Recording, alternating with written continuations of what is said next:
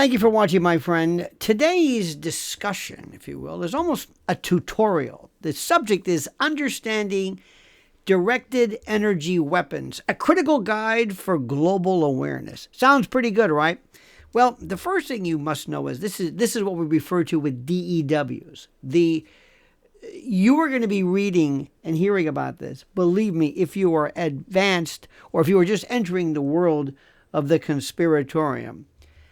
The reality of directed energy weapons and directed energy weapon systems are not the stuff of science fiction or fringe conspiracy theories. They are advanced military technologies that have been developed, tested, and deployed by governments worldwide for decades. These systems harness concentrated electromagnetic energy, such as lasers, microwaves, or particle beams, to inflict incredible damage on targets from vast distances without the need for traditional projectiles like bullets or missiles. The energy is focused into a beam that can incinerate, disrupt, or destroy with precision, often invisibly and silently. As a citizen of the world, you must understand DEWs because they represent a shift in power dynamics.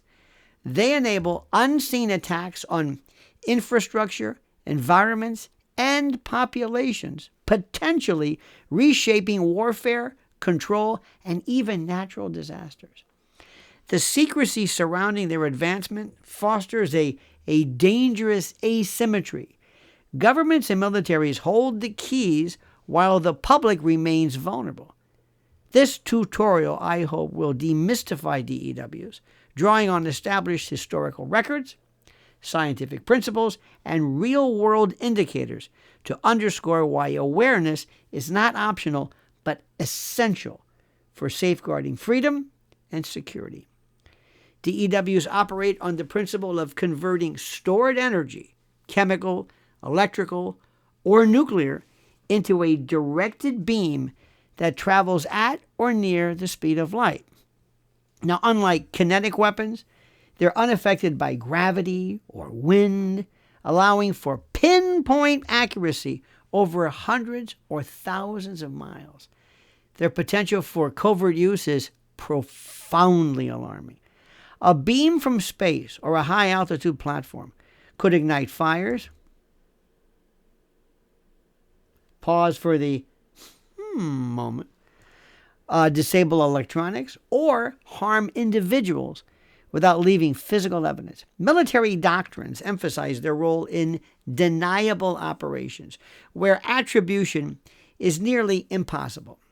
In an era of escalating global tensions, DEWs could be the tool that turns proxy conflicts into undetectable aggressions, totally eroding trust in official narratives about events like wildfires or infrastructure failures. Now let's look at historical development from Cold War visions to modern realities. The roots of DEWs trace back to the mid-20th century, but their serious pursuit, and this is important, their serious pursuit accelerated during the Cold War. Now, in the 1980s, under President Ronald Reagan's, this is important, remember this, Strategic Defense Initiative, remember Star Wars, SDI? The United States invested billions in space-based DEW systems to counter Soviet ballistic missiles. And Reagan's vision was no fantasy.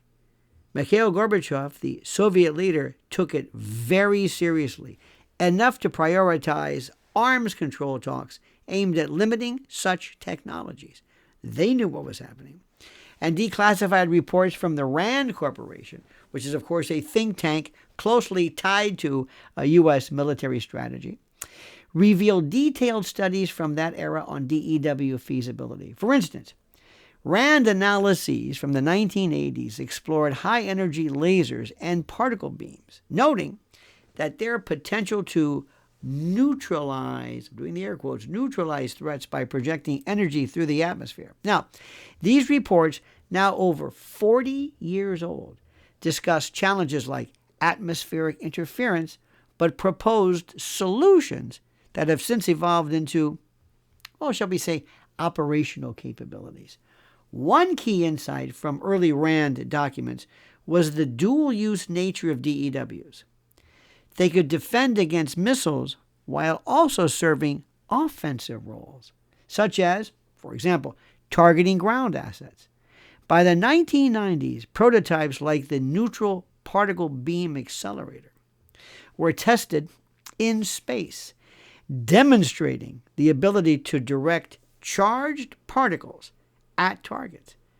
The Soviet Union paralleled these efforts with intelligence reports from CIA in 1985 highlighting their advancements in ion induction linear accelerators for DEW applications.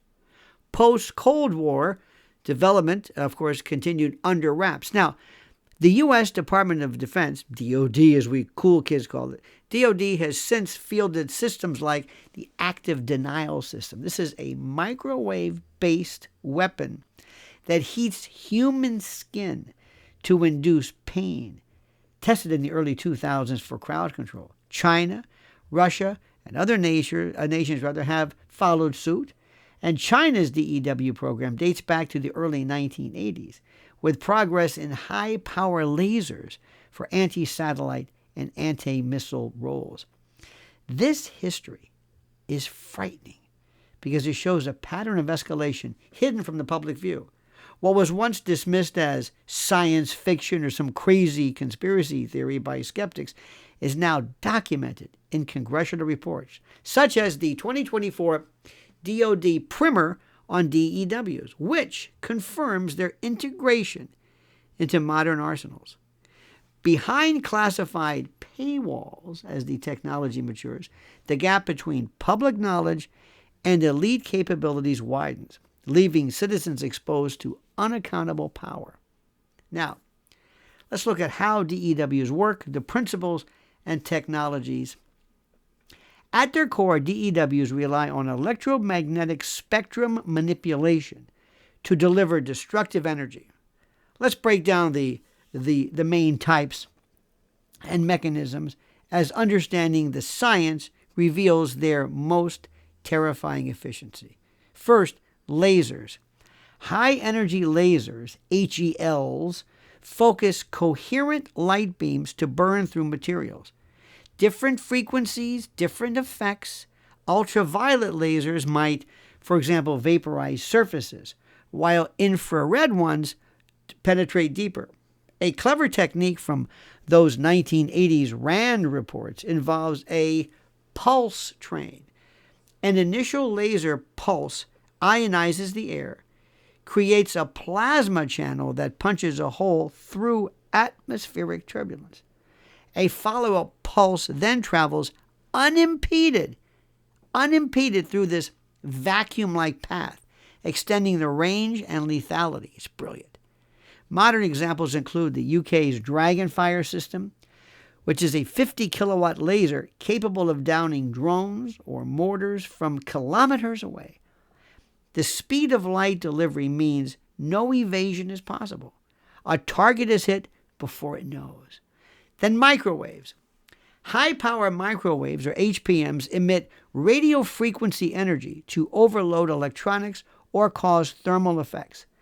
Unlike lasers, they broaden out, affecting wider areas like a shotgun blast. The U.S. Navy's CHAMP missile deploys HPMs to fry circuits in buildings or vehicles without structural damage. Frighteningly, microwaves can induce biological effects such as nausea or burns, as seen in the active denial system. Now, their invisibility allows for psychological warfare. Imagine unexplained outages in critical infrastructure attributed to technical failures.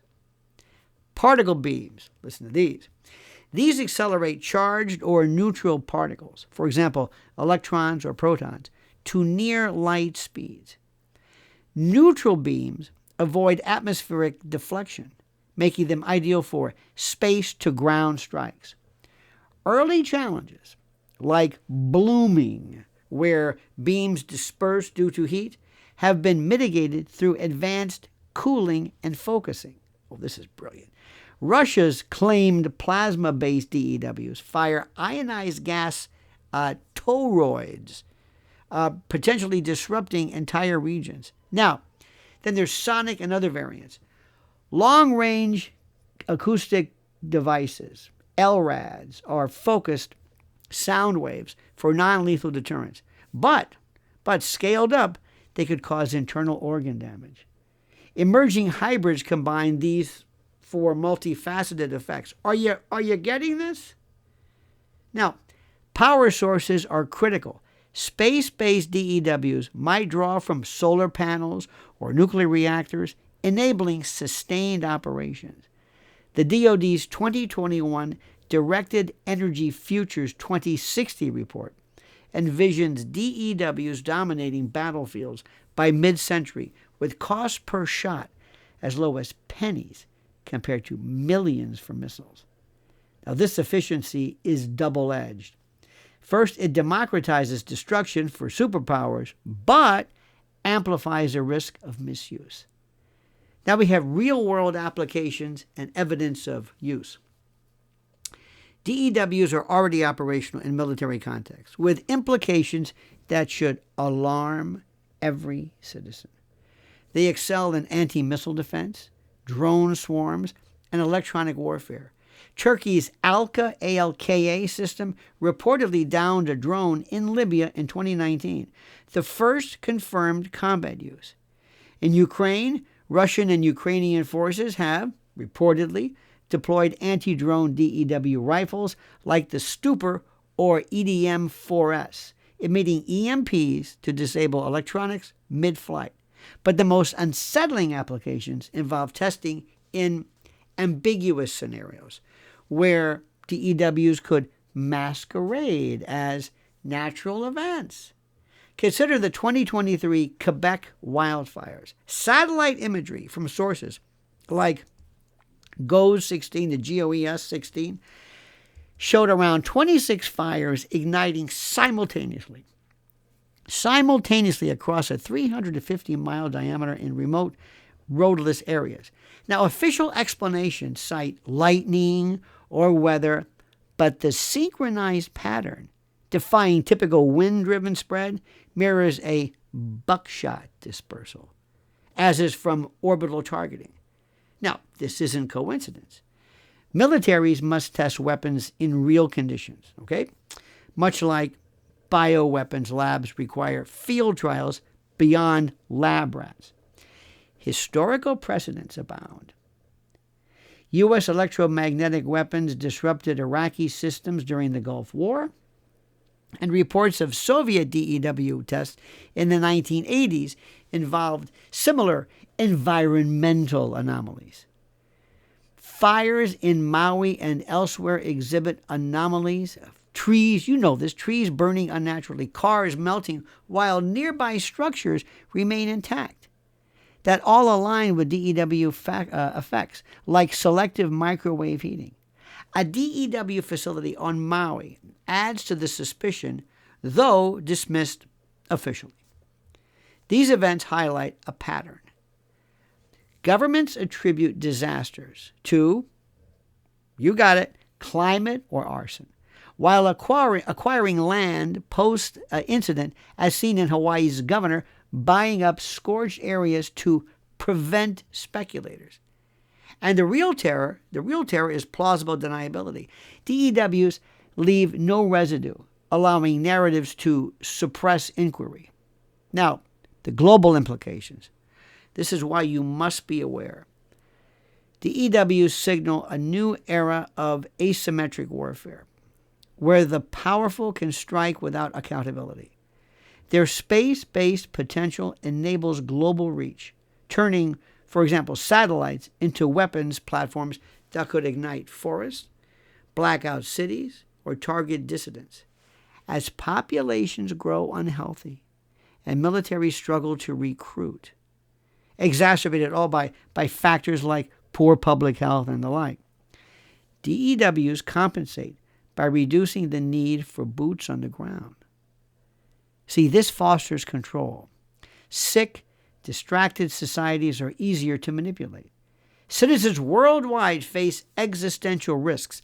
In conflicts like Ukraine, for example, initially a police action escalated by NATO, DEWs could tip scales invisibly.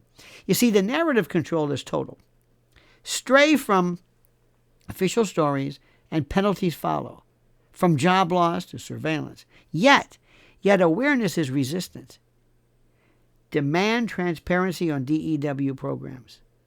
Support independent investigations, often at the civilian or alternative levels, but independent investigation into anomalies like the Quebec fires, and recognize patterns in, I'm doing air quotes again, natural disasters. In conclusion, dear friend, DEWs are real, they are operational and advancing rapidly. Their ability to reshape reality, starting fires, disrupting lives, demands vigilance. Every citizen must educate themselves, question narratives, and advocate for oversight, lest we awaken to a world where invisible beams dictate our fate. This is not paranoia, this is not fantasy, this isn't a conspiracy theory. It's prudence in the face of documented power. I thank you for listening. Let me try to tell you without frightening you, this is as serious as it gets. Warfare in the 21st century is like nothing we've seen before. So let me thank you for watching. Please like this video. Send it to someone you know. Send it to someone you know.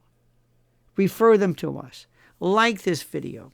Hit the little bell so you're notified of live streams and new videos. Subscribe to us here at Lionel Legal. We appreciate your support, and I want to see your comments. Put your comments. What do you think about this? How does this change everything?